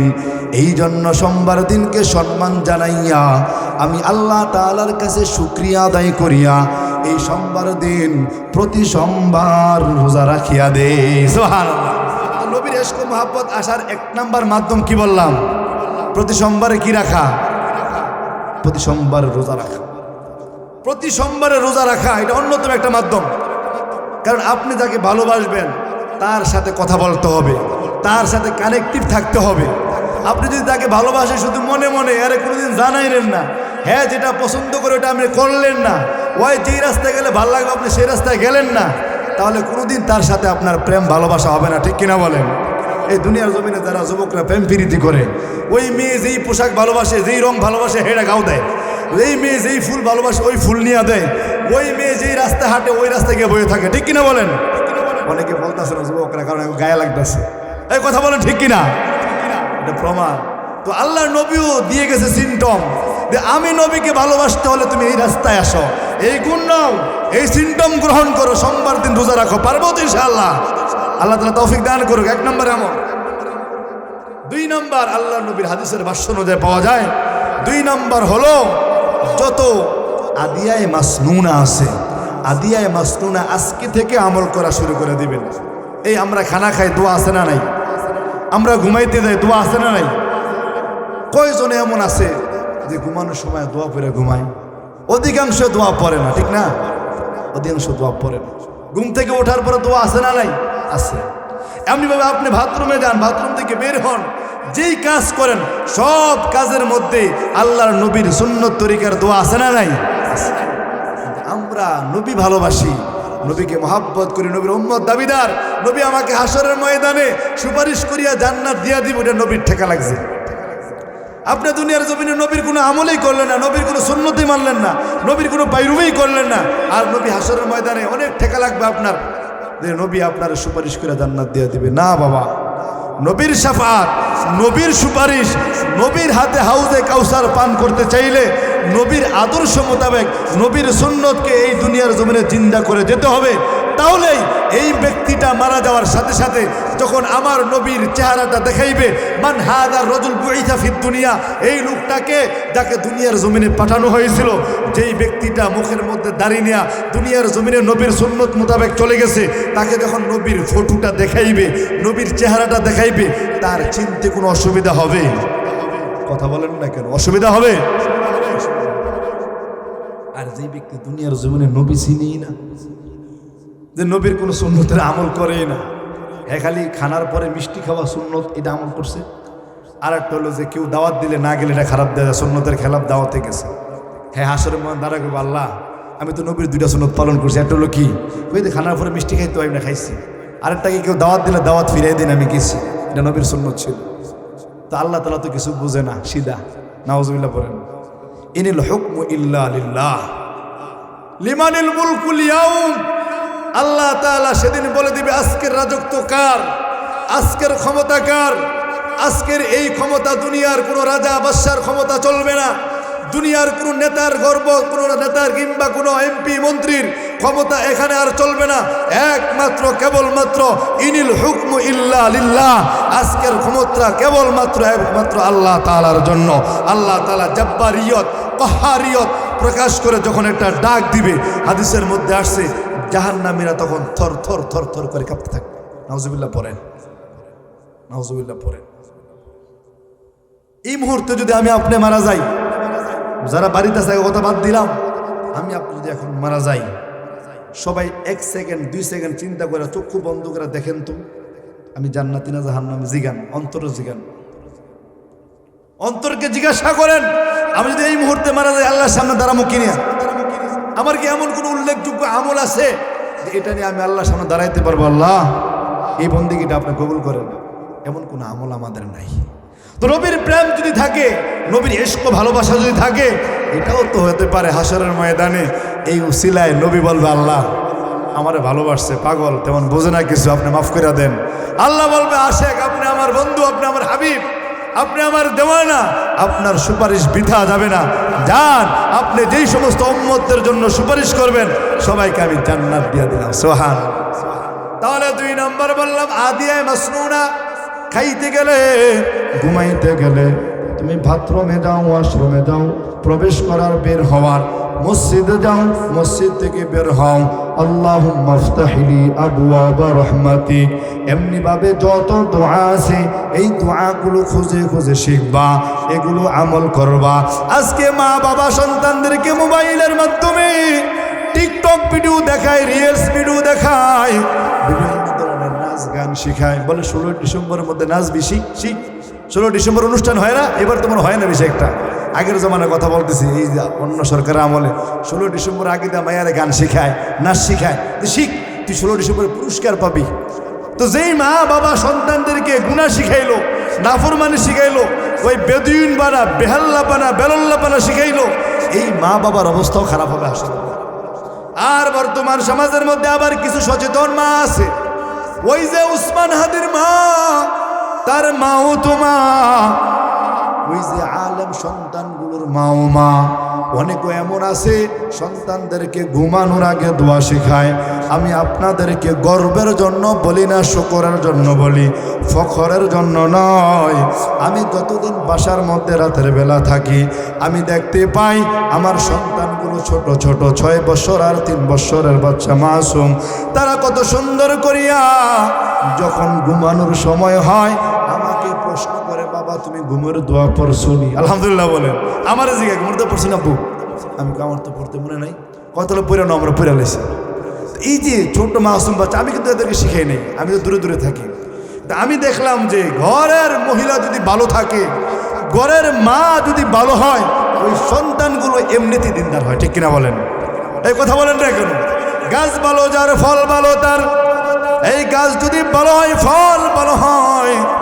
অনেক সময় দেখবেন মা তেমন মাদ্রাসায় পড়ে নাই, স্কুল কলেজের মধ্যে পড়ে নাই, মায়ের তেমন শিক্ষা দীক্ষা নাই, কিন্তু মা ধার্মিক হওয়ার কারণে ওই সন্তানগুলোকে বলে, তোমরা আমি মাদ্রাসায় পড়ি নাই, আমার যদিও শিক্ষা নাই, তোমরা মূর্খ হইবা না, তোমরা নবীর হাদিস শিখো, কোরআন শিখো, এই দোয়াটা শিখো, ওই আমলটা শিখো।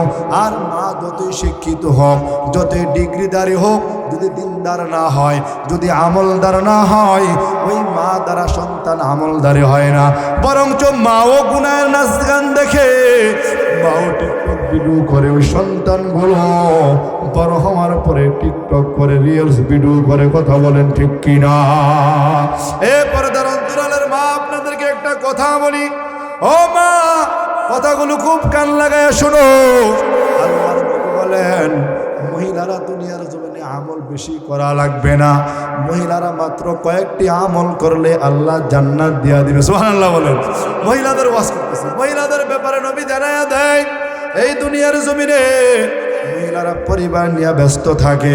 তারা কখনো বাবার ফ্যামিলিতে, কখনো আবার স্বামীর ফ্যামিলিতে। আর যার স্বামীও নাই, বাবাও নাই, সে একাই গার্মেন্টসের মধ্যে লড়াই করে করে জীবন নিবারণ করে। ঠিক কিনা বলেন? এই মেয়েদের জীবন একবার যদি চিন্তা করো, আমাদের মা বোনের কোনো স্থায়িত্ব নাই। বাবার বাড়িতে কয়েকদিন, স্বামীর বাড়িতে কয়েকদিন, শাশুড়ির জ্বালা, শ্বশুরের জ্বালা, বিভিন্ন দুঃখ কষ্ট লাঞ্ছনা বঞ্চনা সহ্য করে করে তারা জীবনটা কাটায়া দেয়। আল্লাহর নবী জানায়া দেয়, যেই মা বোন, যেই মায়ের মধ্যে 4টা আমল পাওয়া যাবে, যেই মা 4টা আমল করবে, ওই মাকে আল্লাহ তাআলা হাসরের ময়দানে এমন একটা পুরস্কার দিবে। পুরস্কারটা শোনার আগে 1 নাম্বার আমল হলো, আল্লাহর নবী বলেন, আল মারআতু ইযা সাল্লাত খামসাহা।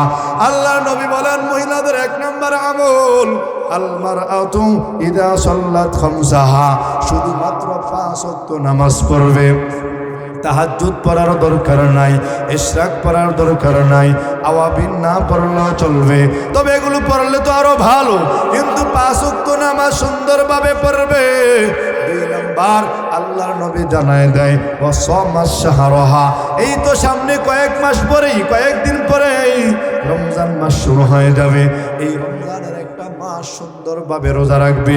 3 নাম্বার নবী আমার বলেন, ওয়া হাফিজাত ফারজাহা, আর লজ্জাস্থানের হেফাজত করবে, জিনা ব্যভিচার করবে না, অন্যায় অত্যাচার করবে না, বেপরদায় চলবে না। 4 নাম্বার নবী জানায়া দেয়, ও হাফিজাত ওবালাত জাওজাহা, যেই মা, যেই মেয়ে স্বামীর খেদমত সুন্দরভাবে করবে। অনেক স্বামী এমন আছে স্ত্রীর মা বাবা নিয়ে গালিগালাজ করে, অনেক স্বামী এমন আছে স্ত্রীর গায়ে হাত তোলে, অনেক স্বামী এমন আছে স্ত্রীর সাথে ভালো আচরণ করে না। আছে না? না, বহু স্বামী এমন আছে স্ত্রীকে অনেক টর্চারিং করে, হাতে কিংবা কথায় বিভিন্ন ধরনের নির্যাতন করে। বর্তমান সমাজও আছে। আছে না? নাই? না কাশির এলাকায় নাই? না, নাই, এই এলাকায় নাই, আছে। প্রত্যেক এলাকায় আছে, সব এলাকার মধ্যে আছে কিছু স্বামী, তারা স্বামী নামের কলঙ্ক, তারা স্বামী নামের কলঙ্ক, তারা সব স্বামীদেরকে কলঙ্ক করে ফেলে। স্ত্রীর মর্যাদা বুঝে না। একটা মেয়ে মা বাবার জন্মস্থান সব কিছু ছাড়িয়া তিনটা কথা বলিয়া তোমার জন্য সব ছেড়ে আসে।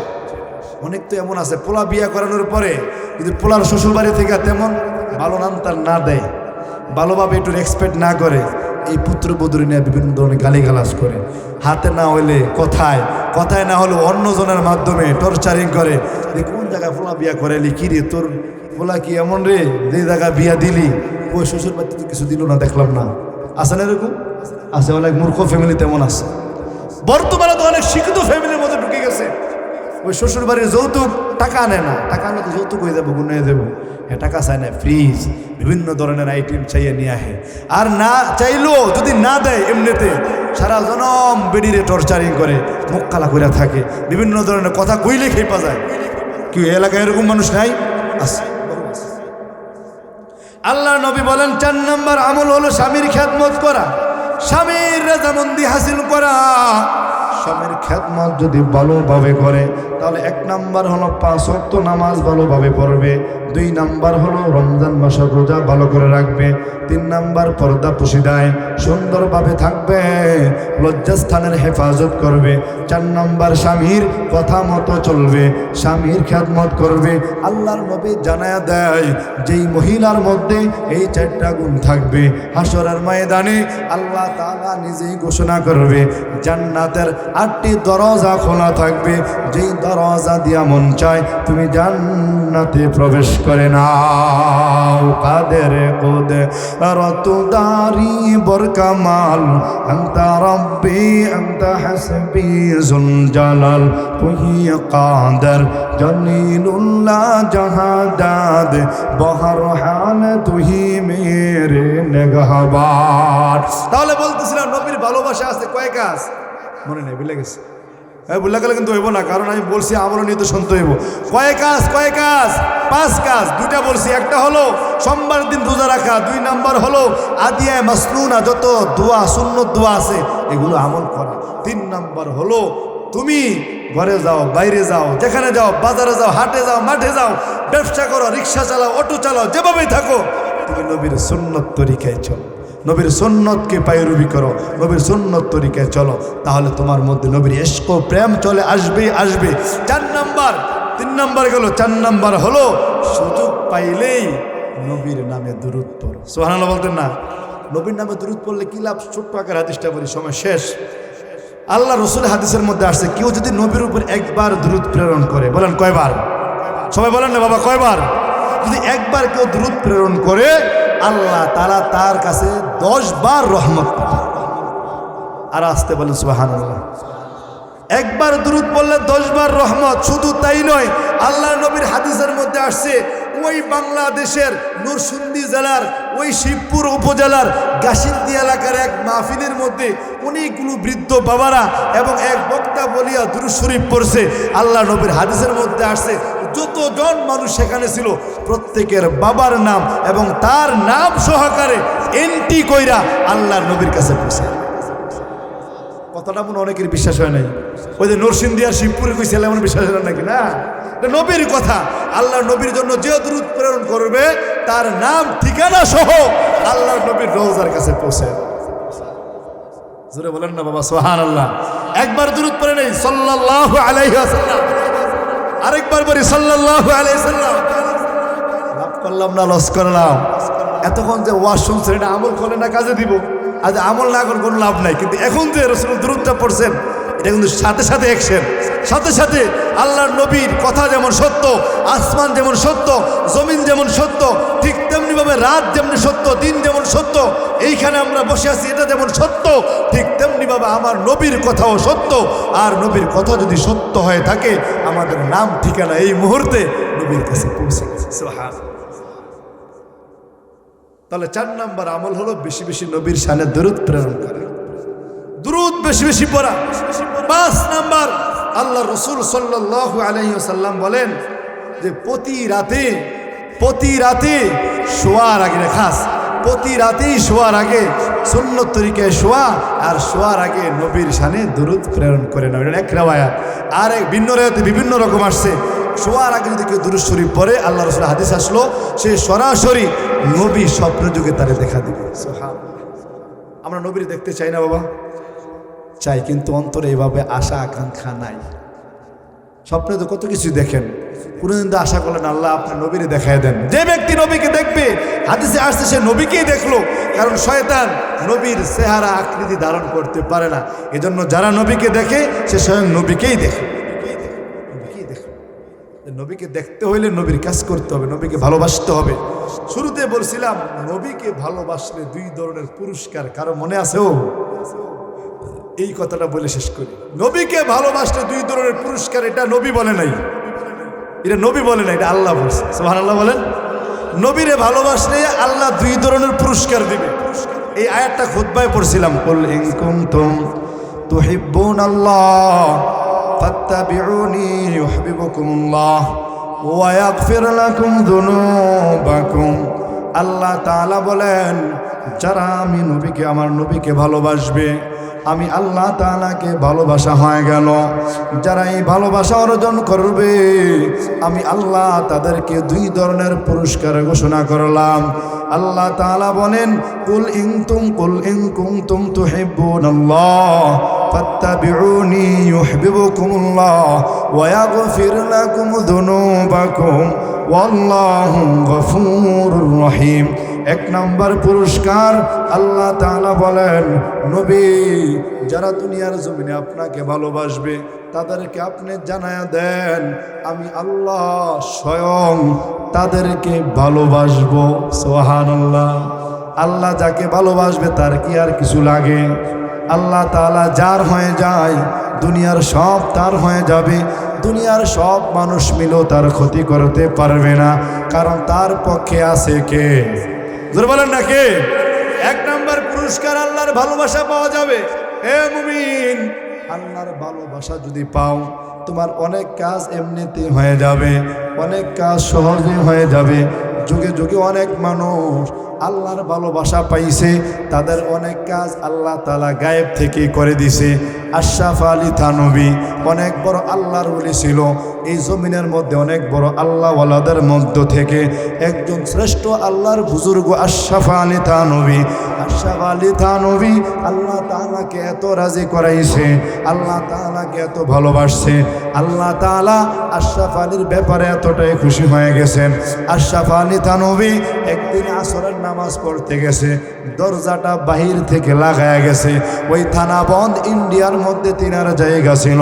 তিনি যখন আসরের নামাজ পড়তে গেছে, একজন মানুষ আসছিল তিনার থেকে পানি পরা নেওয়ার জন্য।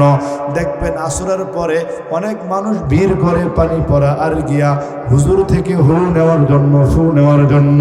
আশরাফ আলী থানভী চলে গেছে আসরের নামাজ পড়তে। একজন লোক বাচ্চা নিয়ে আসছে, আশরাফ আলী থানভীর কাছে জারফুক করাইবে, পানি নিবে। ঘরের দরজা বাড়ি দেখিয়া ওই জানালাটা খুললেন, খুলিয়া তাকায় দেখে রে বাবা, ঘরের মধ্যে আশরাফ আলী থানভী নাই, কিন্তু আশরাফ আলী থানভীর এই টেবিলের উপরে একটা কলমার বড় একটা খাতা আছে। ওই ব্যক্তিটা তাকায়া দেখে ওই কলমটা নিজে নিজে খাতায় লিখতেছে। সুবহানাল্লাহ। মাল্লাহুল মাওলা ফালাহুল কুল, যার জন্য আল্লাহ হয়ে যায়, দুনিয়ার সব তার তাবেদারি করে। কথা বলে ঠিক কিনা? 1 নম্বর পুরস্কার। 2 নম্বর পুরস্কার আল্লাহ নবী, আল্লাহ তাআলা জানায় দেয়, নবীর ভালোবাসা যারা হাসিল করবে, আমি আল্লাহ তাআলা দুনিয়াতে রাইখাই, দুনিয়াতে থাকা অবস্থায় আমি তার সব গুনাহ মাফ করে দেব। আমাদের গুনাহ আছে না নাই? আমাদের গুনাহ আছে না নাই? কম না বেশি? কম না বেশি? জোরে বলেন না কেন? বেশি। নাফরমানি বেশি, ইবাদত কম। কিন্তু আমাদের দরকার হলো আল্লাহ তাআলার থেকে অফার গ্রহণ করা। আল্লাহ তাআলা অফার দিয়ে দিয়েছেন, নবী আপনি জানায় দেন, যারা আপনার ইশক প্রেম নিয়ে আপনার সুন্নত তরিকায় চলবে, আপনাকে ভালোবাসবে, আপনার তরিকা মোতাবেক জীবন সাজাইবে, তাদের জন্য পুরস্কার একটা হলো আমি আল্লাহর ভালোবাসা পাবে জমিনেও পরকালেও, এবং জমিনের মধ্যে আমি তাদেরকে নিষ্পাপ বানাইয়া গুনাহ ক্ষমা করাইয়া আমি তাদেরকে পরকালে আনবো। সুবহানাল্লাহ। اللهم آمين ربنا ظلمنا أنفسنا وإن لم تغفر لنا وترحمنا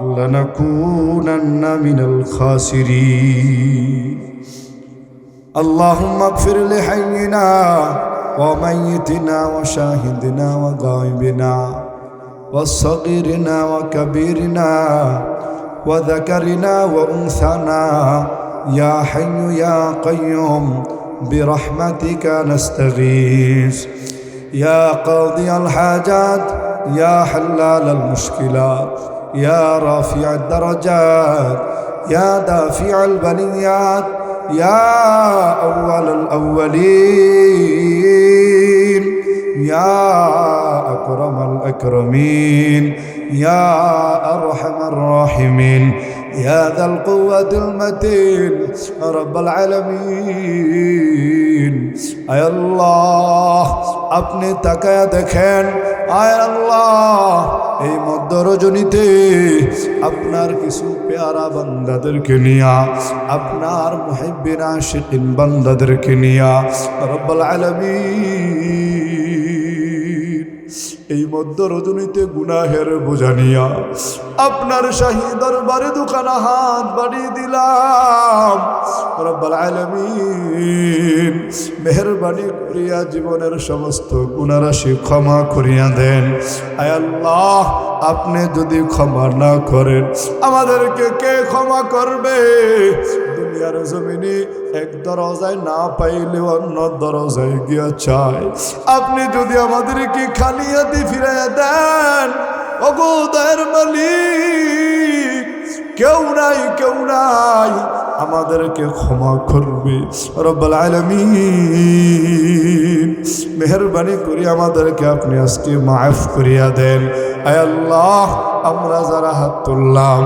এখানে এমন অনেক আছে ওই জনম দুঃখেরই মা নাই অনেকেরই বাবা নাই এই যে শীতের রাত্রে বাড়িতে যাবে গিয়ে যে মাকে মা বলে ডাক দিবে গো আল্লাহ এমন জনম দরদি মা দুনিয়ার জমিনে নাই বাবাকে হারিয়ে এতিম হয়ে গেছে রব্বুল আলামিন দয়া করে মায়া করে আমাদের মা বাবাকে মাফ করিয়া দেন আল্লাহ তাদের কবরের জীবন আপনি শান্তিময় করিয়া দেন আল্লাহ কোনো অপরাধের কারণে যদি আপনার দরবারে গ্রেফতার হয়ে থাকে তাদের পক্ষ থেকে আপনার কুদরতি পায়ে ধরে ক্ষমা চাই মাফ চাই আল্লাহ তাদেরকে মাফ করে কবরটাকে চিরতরে জান্নাতের বাগিচা বানায় দেন আয় রব্বুল আলামিন এই এলাকা থেকে যত মুরব্বিয়ানে কেরাম চলিয়া গেছি সবাইকে আপনি মাফ করিয়া দেন আল্লাহ যারা জীবিত আছে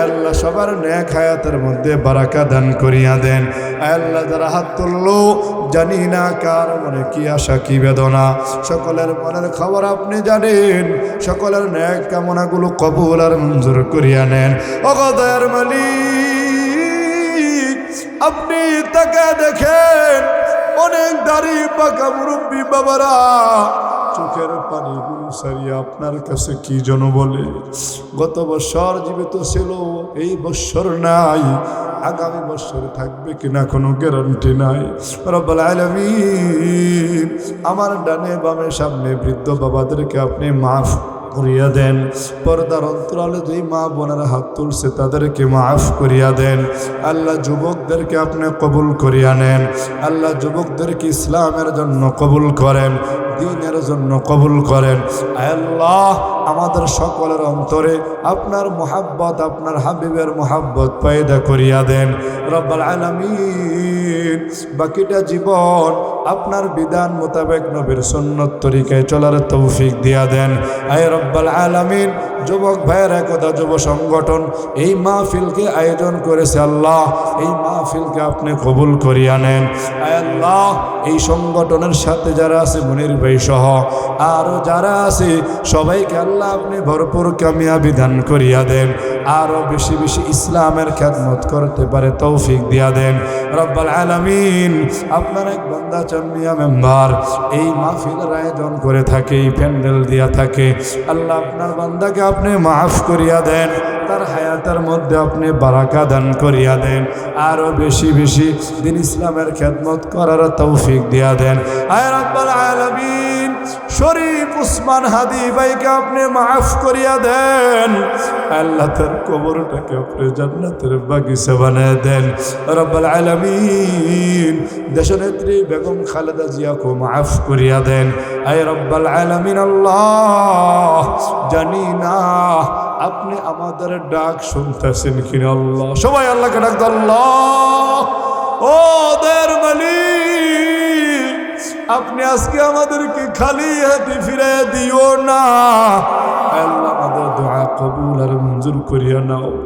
আল্লাহ, জানি না এই মজমায় কার হাত তোমার পছন্দ হয়েছে, জানি না কার হাত তোমার ভালো লাগছে। ওই হাতের উসিলায়, তোমার নবীর উম্মতের উসিলায়, তোমার জাতু সিফাতের উসিলায় আমাদের দোয়া কবুল আর মঞ্জুর করিয়া নাও। রব্বির হামহুমা, রব্বির হামহুমা কামা রব্বায়ানি সগীরা। ربنا تقبل منا إنك أنت السميع العليم وتب علينا يا مولانا إنك أنت التواب الرحيم. سبحان ربك رب العزة عما يصفون وسلام على المرسلين بحق كلمة طيب لا إله إلا الله محمد رسول الله.